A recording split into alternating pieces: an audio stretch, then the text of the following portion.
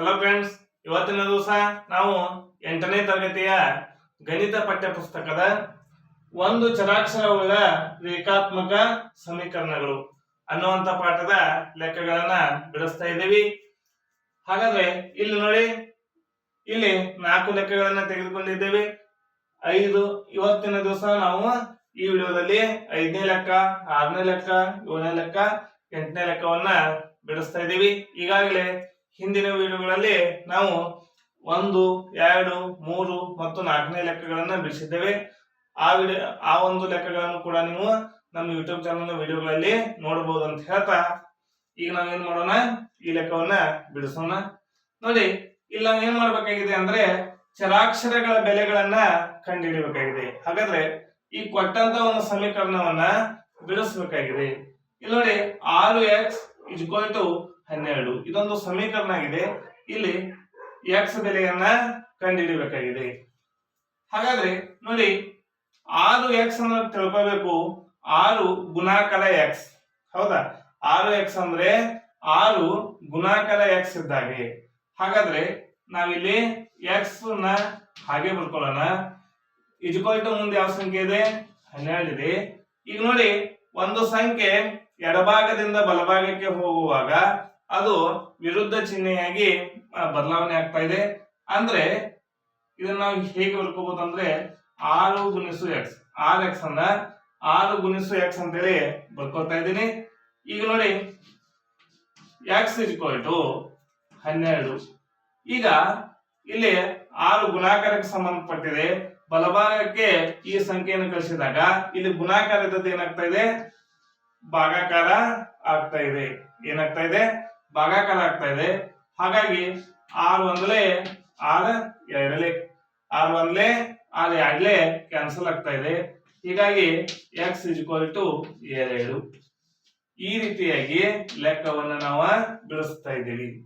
ಹೌದಾ?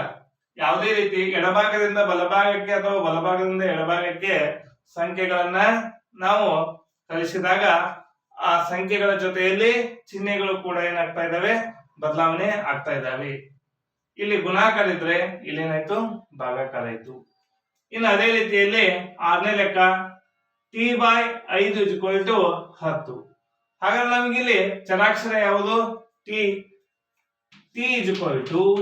ಇಲ್ಲಿ ಮುಂದೆ ಏನಿದೆ? 10 ಇದೆ. ಈಗ ನೋಡಿ, ಈಗಾಗಲೇ ಈ 5 ಅನ್ನುವಂತ ಸಂಖ್ಯೆ ಭಾಗಾಕಾರದಲ್ಲಿದೆ. ಇದು ಬಲಭಾಗಕ್ಕೆ ಹೋದಾಗ ಏನಾಗ್ತಾ ಇದೆ ಅಂದಾಗ ಗುಣಾಕಾರ ಆಗ್ತಾ ಇದೆ. ಇಲ್ಲಿ ಭಾಗಾಕಾರ ಇದ್ದದ್ದು ಇಲ್ಲಿ ಗುಣಾಕಾರ ಆಗ್ತಾ ಇದೆ. ಹಾಗಾಗಿ 5 10 - 5. ಹಾಗಾಗಿ t = 10 ಎಷ್ಟು? 50. ಈ ರೀತಿಯಾಗಿ ಬದಲಾವಣೆ ಹೊಂದ್ತಾ ಇದ್ದೇವೆ. ನೋಡಿ, ಇಲ್ಲಿ ಗುಣಾಕಾರ ಇದ್ದದ್ದು ಇಲ್ಲಿ ಭಾಗಾಕಾರ ಆಯ್ತು. ಇಲ್ಲಿ ಭಾಗಾಕಾರ ಇದ್ದದ್ದು ಬಲಭಾಗಕ್ಕೆ ಹೋಗಿ ಗುಣಾಕಾರ ಆಗ್ತಾ ಇದೆ. ಈ ರೀತಿಯಾಗಿ ಅವು ಬದಲಾವಣೆಗಳನ್ನ ಹೊಂದ್ತಾ ಇದ್ದಾವೆ. ಅದೇ ರೀತಿಯಲ್ಲಿ 7ನೇ ಲೆಕ್ಕ, ಇಲ್ಲಿ ನೋಡಿ, 2x / 3 = 18 ಆಗ್ತದೆ. ನಮಗಿಲ್ಲಿ 2x ಅಂದ್ರೆ 2 ಗುಣಾಕಾರ x, 2 ಗುಣಾಕಾರ x. ಇಲ್ಲಿ 3 ಇದೆ ಅಂದ್ರೆ ಇಲ್ಲಿದು ಭಾಗಾಕಾರದಲ್ಲಿದೆ, ಇಲ್ಲಿ ಭಾಗಾಕಾರದಲ್ಲಿದೆ, ಇಲ್ಲಿದು ಗುಣಾಕಾರದಲ್ಲಿದೆ. ಹಾಗಾಗಿ ನೋಡಿ, x = 18 ಗುಣಾಕಾರ. ನೋಡಿ, ಈಗ ಈ 3ನ್ನ ಬಲಭಾಗಕ್ಕೆ ಕಳಿಸಿದಾಗ ಭಾಗಾಕಾರದಲ್ಲಿದ್ದದ್ದು ಏನಾಗ್ತಾ ಇದೆ?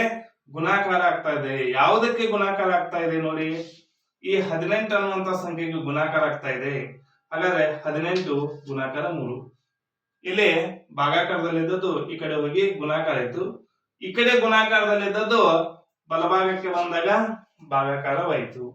ಹಾಗಾದ್ರೆ ಈಗ ನೋಡಿ, 18 ಇಲ್ಲಿ 18 ಇದೆ, ಇಲ್ಲಿ 2 ಇದೆ. ಹಾಗಾದ್ರೆ 18ನ್ನ 2 ಭಾಗಿಸಬಹುದು. 2 1 2 9 2 1 2 2 9 18. ಇಲ್ಲಿ ಏನಿತ್ತು? 9 ಗುಣಿಸು 3. ಹಾಗಾದ್ರೆ 9 3 ಎಷ್ಟು? 27. 9 3 27 ಬರ್ತಾ ಇದೆ. ಹಾಗಾಗಿ ಚರಾಕ್ಷರ ಯಾವುದು? x. ಹಾಗಾಗಿ x = 27. ಈ ರೀತಿಯಲ್ಲಿ ನಾವು ಏನ್ ಮಾಡ್ತಾ ಇದೀವಿ? ಈ ಪ್ರಶ್ನೆಗೆ ಉತ್ತರವನ್ನ ಕಂಡುಹಿಡ್ತಾ ಇದ್ದೀವಿ. ಇದೇ ರೀತಿಯಲ್ಲಿ ನೋಡಿ, 8ನೇ ಪ್ರಶ್ನೆ, ದಶಮಾಂಶದಲ್ಲಿ ಕೊಟ್ಟಿದ್ದಾರೆ 1.6 equal to y divided by 1.5 ಅಂತೇಳಿ ಕೊಟ್ಟಿದ್ದಾರೆ. ಹಾಗಾದ್ರೆ ಈಗಾಗಲೇ y ಅನ್ನುವಂತ ಚರಾಕ್ಷರ ಬಲಭಾಗದಲ್ಲಿದೆ. ಈಗ ಇದೊಂದು ಸಂಖ್ಯೆ ಆಗಿರೋದ್ರಿಂದ ಈ ಸಂಖ್ಯೆಯನ್ನು ನಾನು ಏನ್ ಮಾಡ್ತಾ ಇದ್ದೀನಿ, ಎಡಭಾಗಕ್ಕೆ ಕರೆದುಕೊಂಡು ಬರ್ತಾ ಇದ್ದೀನಿ. ಹಾಗಾದ್ರೆ ಇದು ಛೇದದಲ್ಲಿದೆ ಅಂದ್ರೆ ಭಾಗಾಕಾರದಲ್ಲಿದೆ. ಈ ಕಡೆ ಬಂದಾಗ ಏನಾಗ್ತಾ ಇದೆ, ಗುಣಾಕಾರ ಆಗ್ತಾ ಇದೆ. ಯಾವುದಕ್ಕೆ? 1.6. ಈಗಾಗಲೇ 1.6 ಇದೆ. ಈ ಕಡೆ ಬಂದಾಗ ಗುಣಾಕಾರ ಆಯ್ತು. 1.5 ಇಸ್ ಈಕ್ವಲ್ ಟು y. ಬಲಭಾಗದಲ್ಲಿ ಏನು ಉಳಿತು? y ಉಳಿತು. ಈಗ ನಾವು ಏನ್ ಮಾಡ್ಬೇಕಾಗಿದೆ? 1.6 ಗುಣಾಕಾರ 1.5 ಇವೆರಡುಗಳನ್ನ ಗುಣಿಸಬೇಕಾಗಿದೆ. ದಶಮಾಂಶಗಳ ಗುಣಾಕಾರ ನಮ್ಗೆ ಈಗಾಗಲೇ ಗೊತ್ತಿದೆ, ಹೌದಾ? ಮೊದಲು ಏನ್ ಮಾಡ್ತಾ ಇದ್ದೀವಿ, ಸಂಖ್ಯೆಗಳನ್ನ ಗುಣಿಸಬೇಕು. ಹಾಗಾದ್ರೆ ನೋಡಿ, ಮೊದಲು ಪಾಯಿಂಟ್ ಇಲ್ಲ ಅಂತ ತಿಳ್ಕೊಂಡು ಗುಣಿಸೋಣ. ಇದು 16 ಅಂತ ತಿಳ್ಕೊಳ್ಳಿ, ಇದು 15. 15 ಆರ್ಲೆ 15 ಆರ್ಲೆ ಎಷ್ಟಾಗ್ತಾ ಇದೆ? 90 ಆಗ್ತಾ ಇದೆ. 0 ನಾನು ಬರ್ತಾ ಇದ್ದೀನಿ, 9 ಕೈಲ ಅಂತ ತಿಳ್ಕೊಳ್ತಾ ಇದ್ದೀನಿ. 15 ಒಂದ್ಲೆ 15. 15ಕ್ಕೆ 9 ಕೂಡಿಸಿದಾಗ ಎಷ್ಟಾಗ್ತಾ ಇದೆ? 24 ಆಗ್ತಾ ಇದೆ. ಎಷ್ಟು? 24 ಬರ್ತಾ ಇದೆ. ಹಾಗಾದ್ರೆ ಇದನ್ನು ಗುಣಿಸಿದಾಗ ನಮ್ಗೆ ಎಷ್ಟು ಬರ್ತಾ ಇದೆ? 240. ಇನ್ನು ಪಾಯಿಂಟ್ ಅನ್ನ ಇಡಬೇಕು. ಇಲ್ಲಿ ಒಂದು ಸ್ಥಾನ ಬಿಟ್ಟು ಪಾಯಿಂಟ್ ಇದೆ, ಇಲ್ಲಿಯೂ ಒಂದು ಸ್ಥಾನ ಬಿಟ್ಟು ಪಾಯಿಂಟ್, ಒಟ್ಟು 2 ಸ್ಥಾನ ಬಿಟ್ಟು ಪಾಯಿಂಟ್, 1 ಸ್ಥಾನ 2 ಸ್ಥಾನ 2 ಸ್ಥಾನ ಬಿಟ್ಟು ಪಾಯಿಂಟ್ ಅನ್ನ ಕೊಡಬೇಕಾಗಿದೆ. ಹಾಗಾದ್ರೆ ಮುಂದೇನಿದೆ? y equal to y. ಹೌದಾ? ಈಗ ಚರಾಕ್ಷರವನ್ನ ಈ ಕಡೆ ಬರ್ಕೊಳ್ತೀನಿ, ಸಂಖ್ಯೆಯನ್ನ ಆ ಕಡೆ ಬರ್ಕೊಳ್ಳೋಣ.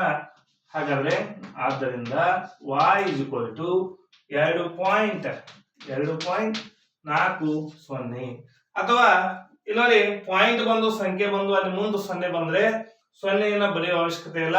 ಹೀಗಾಗಿ 2.4 ಅಂದ್ರೂ ಅಷ್ಟೇ, 2.40 ಅಂದ್ರೂ ಉತ್ತರ ಅಷ್ಟೇ ಬರ್ತಾ ಇದೆ.